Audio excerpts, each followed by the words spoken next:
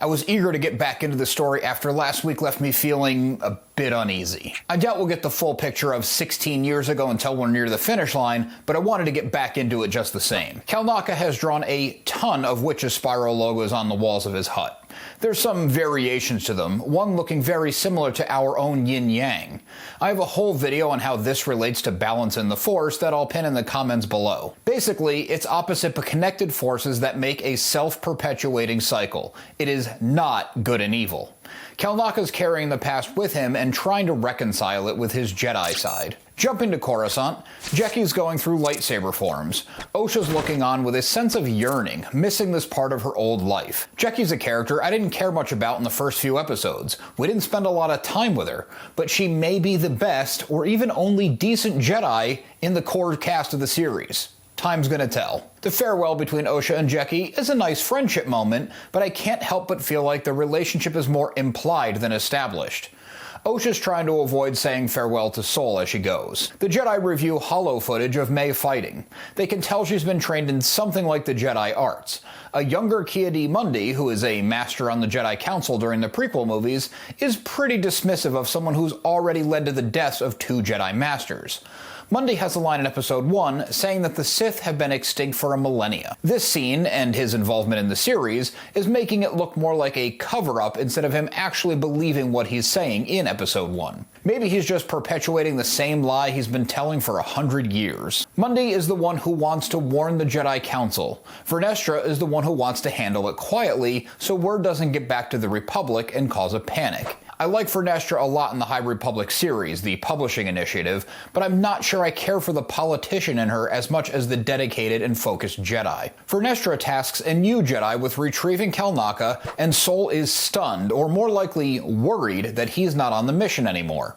He's probably fearing whatever he's been hiding all these years will come to light. He talks his way back in. The Jedi decide they need to bring May in alive so they can figure out who she's taking orders from and what the larger plot may be. The Jedi Order as a collective seems to be clouded, much like the Jedi of the prequel era, because of the dark side influences. Qimir is prodding at May for most of the episode. He wants her to talk through what it means to kill a Jedi without a weapon.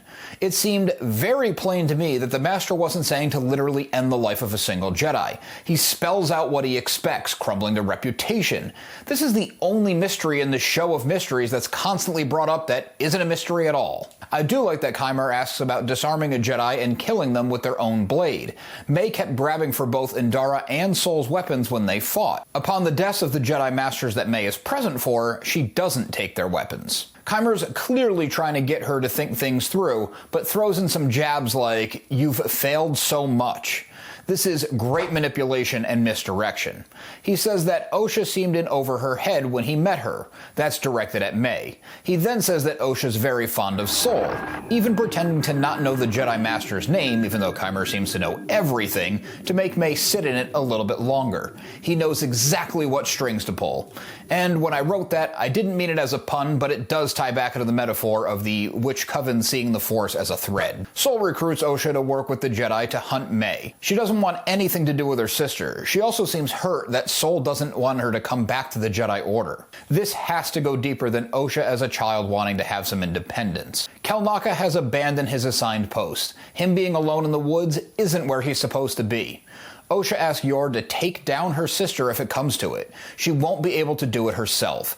This contrasts sharply with May, who later on decides that she doesn't need to keep on her revenge mission, since the vengeance she was going for was her sister's death. I also found it very interesting, when May is coming to this realization, she doesn't mention the death of her mother's or even the Witch Coven. She just mentions her sister. There's going to be a lot of time when the roles we thought each of the twins was filling will switch. The Jedi group wanders through the forest. Basil, their tracking gopher, tells them there's something rotten about the area. There's a gloom over it, literally and in the Force. Osha wakes up a massive insect that seems to be very dangerous, and Sol kills it immediately. This establishes Osha touching the Force again, and gives Jeki a nice moment where she stops regurgitating doctrine and starts being real. This moment between the two characters feels a lot more earned than the one earlier in the episode. Osha talks about not being able to accept death as the other Jedi claim to. This is probably one of the major reasons why she walked away from the Order.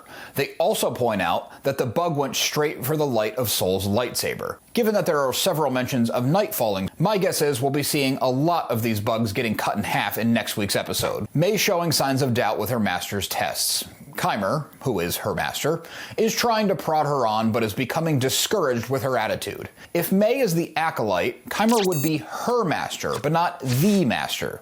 He would be the apprentice in the Sith rule of two. Yes, I am now finally conceding that these are probably Sith. Qimir, constantly trying to keep May going and get her thinking things through, is showing me that he's impatient on finding his own apprentice and wants to move against his master as soon as he can. May's plan is to turn himself into the Jedi in exchange for everything she knows about the Master. Soul senses the moment of Kelnacca's death and talks to Osha about facing her past. This pep talk that he's giving to her is really for him. He promises to explain everything when the job at hand is done. Given TV rules, he's gonna die before this conversation can take place. There's a scene where May falls into mushrooms and kicks up a ton of spores. This detail amounts to nothing. Which is bizarre. Why include it at all? When she finds Kelnacca, who was clearly killed by a lightsaber, I thought the whole thing was going to be a hallucination because of the mushrooms. She concludes that the Master is there, and he is. The Jedi close in on the hideout with May inside. I assume this would lead to her arrest, but we get a confrontation I didn't think would happen until the finale. The Master creepily glides into the frame, and he shows how much more powerful he is than these collected Jedi. The episode cuts after he blasts them back with the Force. This exact moment is a fantastic cliffhanger. This good not great episode, while far too short, gave up a good amount of information. I like how many answers we get and how many of those answers lead to even more question. I wish a bit more time was spent on the in-between moments, the smaller moments. I want to see the character relationships develop, and I want to have a sense of some time passing. This felt like just part of an episode. Expanding the context to give us interpersonal relationships and maybe sneaking some action into it, since it is a Star Wars show, would have gone a long way for me. My biggest takeaway is my confidence that Qimir is in fact May's master. He disappeared for a bit and came back winded. This is when he killed Kelnacca.